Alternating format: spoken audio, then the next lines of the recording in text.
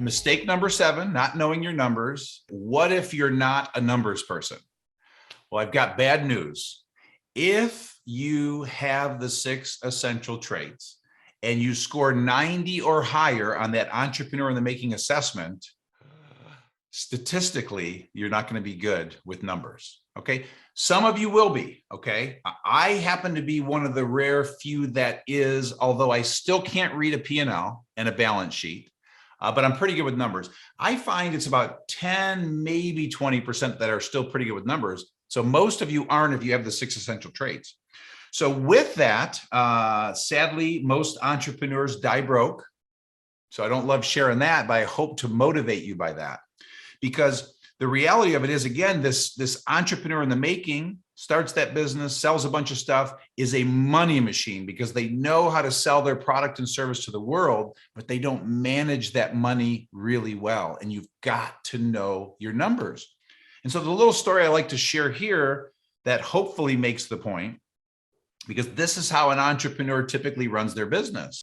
There's a 747 flying over the Atlantic, plane full of people. Pilot comes over the radio and says, everyone, I have good news and I have bad news. Okay, so let me start with the bad news. The bad news is, unfortunately, none of the gauges are working. I have no idea how much fuel we have, what direction we're flying in, how fast we're flying. He said, but the good news is, I feel like we're making great time. So the point in that is, entrepreneurs tend to run and lead with their gut, okay? And they're selling a bunch of stuff, so their gut feels pretty good, and it feels like we're doing pretty well, but you got to know your numbers.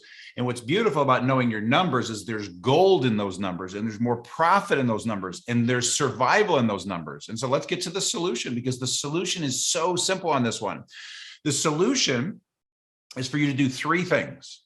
Number 1, monitor a monthly profit and loss statement.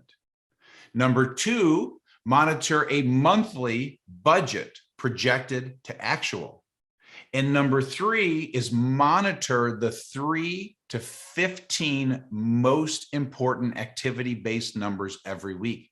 Just do that.